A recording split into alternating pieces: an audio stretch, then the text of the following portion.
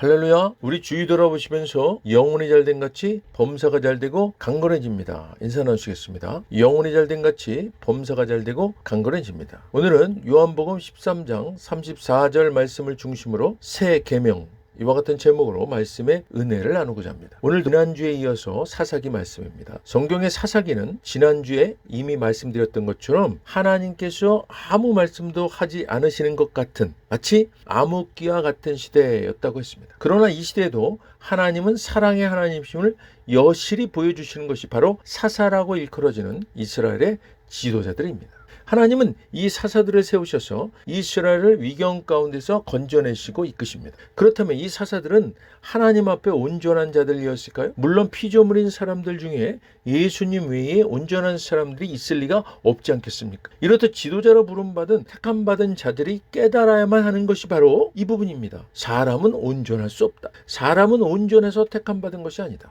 전적으로 택하신 분의 주권적인 은혜로 부름받은 것이다 라는 사실입니다. 택함받은 자가 첫 번째로 깨닫고 시인해야만 하는 고백이 내가 나된 것은 바로 주님의 은혜라는 것입니다.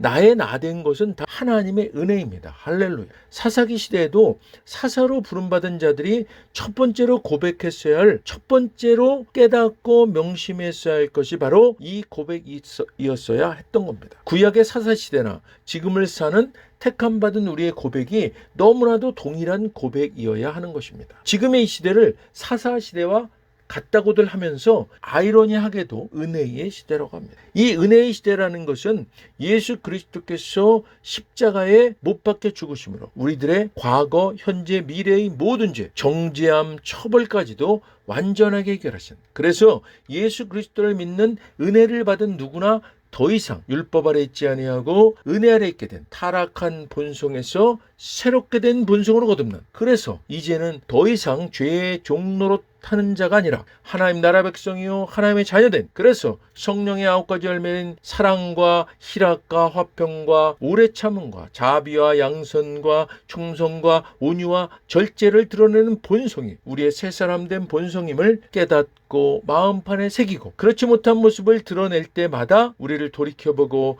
온전한 회개를 이루므로 택함받은 자의 거룩한 모습을 세상 사람들로부터도 확증받는 삶을 살아가는 이 은혜의 복음, 이 은혜의 본질을 회복하라는 역설의 시대인 것입니다. 은혜의 시대라고 하면서 실상으로는 은혜의 본질을 온전하게 누리지 못하는 이 시대에 우리는 은혜의 본질, 은혜의 그 정수를 깨닫고 누리고 나누고 베푸시기를 주님의 이름으로 축원드립니다. 이 모든 것의 상위 개념이 무엇이라고 했습니까? 사랑입니다. 하나님은 사랑이시라는 대전제입니다. 요한복음 13장 34절 보겠습니다. 새 계명을 너에게 주노니 서로 사랑하라. 내가 너희를 사랑한 것 같이 너희도 서로 사랑하라. 사랑하는 여러분, 오늘 이 말씀을 자세히 보십시오.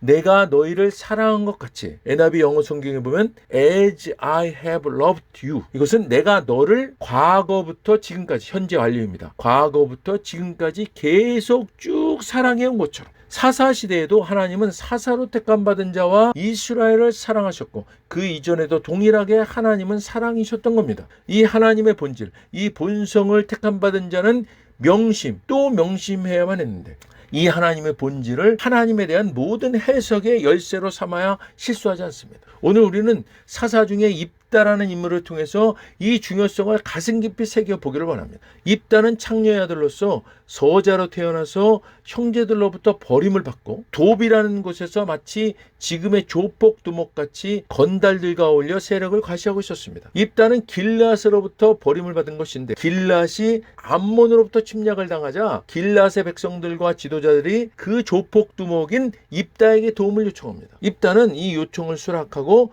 길앗의 우두머리로 대장으로 전쟁에 나가게 됩니다. 그런데 이 입다가 비록 조폭 두목같이 살았지만 사사기 11장 11절입니다. 이에 입다가 길앗 장로들과 함께 가니 백성이 그를 자기들의 머리와 장관을 삼은지라 입다가 미스바에서 자기의 말을 다 여호와 앞에 아뢰니라. 아멘. 이렇듯 여호와 앞에 신실함이 있었던 사람입니다. 또한 이스라엘 조상들의 출애굽 여정의 역사도 대단히 정확히 알고 있는 사람이었습니다. 암몬이 이스라엘에게 요구한 것은 니들이 현재 차지한 땅은 원래 우리 것이니까 그 땅 손순이 내놓아라 하는 것이었거든요. 그랬더니 입다는 이 요구에 아주 논리적으로 역사적 상황을 조목조목 얘기하면서 반박합니다. 우리 조상들은 전쟁 없이 그 지역을 지나가게만 해달라고 했을 뿐인데 그들이 그것을 막고 오히려 전쟁을 걸어와서 우리가 어쩔 수 없이 전쟁을 해서 승리한 땅이다. 그리고 이 땅은 하나님께서 허락해서 이스라엘 손에 넘겨주신 땅이다. 만약 당신들의 신인 그모스가 당신들에게 준 것이라면 당신들은 그것을 갖지 않을 것이요. 또한 300년 동안 아무 말 없다가 왜 지금 이 시점에 이렇게 하는 것이요. 자, 두고 봅시다. 심판자이신 하나님께서 오늘 이스라엘 자손과 암몬 족속 가운데 누구를 심판하는지 지켜봅시다. 이렇듯 입다는 지도자로서 준비된 면이 많이 있는 사사였습니다. 이런 입다에게 여호와의 영이 임함으로 입다는 전쟁에 돌입하게 됩니다. 이에 입다가 하나님께 소원을 합니다. 사사기 11장 30절 31절입니다. 그가 여호와께 소원하여 이르되 주께서 과연 암몬 자손을 내 손에 넘겨주시면 내가 암몬 자손에게서 평안히 돌아올 때 누구든지 내 집 문에서 나와서 나를 영접하는 그는 여호와께 돌릴 것이니 내가 그를 번제물로 드리겠나이다 하니라. 아멘. 그러고 나서 입다는 암몬 족속과 전쟁을 치르고 대승을 거두게 됩니다. 승전 후 집으로 돌아온 입다를 그의 무남동료 외동딸이 맞으러 나왔습니다. 그런데 입다가 하나님께 뭐라고 소원했습니까? 전쟁에 승리하고 돌아올 때 처음 자기를 맞으러 나오는 자를 하나님께 번제로 바치겠습니다 하지 않았습니까? 그런데 이게 웬일입니까? 그는 아들도 없고 자식이라고는 단 하나뿐인 무남동료 외동딸인데 그 딸이 아빠의 승전을 축하하려고 속옷치면서 덩실덩실 그것도 맨 앞에서 춤추고 있는 절망적인 상황이 벌어진 것입니다. 이를 본 입다는 사사기 11장 35절입니다. 입다가 이를 보고 자기 옷을 찢으며 이르되 어찌할꼬 내 딸이여 너는 나를 참담하게 하는 자여 너는 나를 괴롭게 하는 자 중에 하나로다. 내가 여호와를 향하여 입을 열었으니 능히 돌이키지 못하리로다 하니. 아멘. 사랑하는 여러분, 입다는 지금 자기 딸을 하나뿐인 무남동료 외동딸을 불에 태워 제사 지내는 번제의 제물로 바치겠다는 겁니다. 하나님께 소원하는 것이니까 꼭 지켜야만 한다는 겁니다. 사랑하는 여러분, 어떻게 생각하세요? 시편 15편 4절입니다. 그의 눈은 망령된 자를 멸시하며 여호와를 두려워하는 자들을 존대하며 그의 마음에 소원하는 것은 해로울지라도 변하지 아니하며. 아멘. 소원 바꾸면 안 된답니다. 지키지 않으면 안 된답니다. 이 말씀을 보면 입다는 외동딸을 반드시 번제로 드려야만 해야겠네요. 그렇습니까? 대답하기가 쉽지 않죠. 그래서 입다의 소원을 놓고 성경 주석학자들은 성경의 난해 구절 중 하나라고 말합니다. 자, 왜 입다는 진퇴양난과 같은 이런 일에 직면하게 된 것입니까? 그것은요, 입다가 하나님을 바로 알지 못해서입니다. 사랑하는 여러분, 하나님은 어떤 분이십니까? 한마디로 표현해 보시겠습니까? 예, 사랑이십니다. 입다는 하나님은 사랑이시라, 하나님은 사랑이시라 라는 이 단순한 등식을 모든 판단 기준에 적용하지 못했던 겁니다. 입다가 하나님께 소원했던 사람을 번제로 드리겠다는 것은 하나님께서 허락하셨던 제사 양식의 번제물이 아니었지 않습니까? 하나님이 정결한 동물로 번제를 드리라고 했지 언제 사람을 번제로 바치라고 한 적이 있습니까? 이것은 명백히 이방민족의 악한 풍습의 영향을 받고 사람 목숨이 가장 귀한 것이니까 아마 신께서도 이 귀한 것을 드리는 것을 가장 기뻐할 것이라는 잘못된 종교심에서 비롯된 것이었습니다. 하나님은 이러한 자녀 인신 공양 제사에 대해서 이렇게 말씀하셨습니다. 신명기 12장 31절입니다.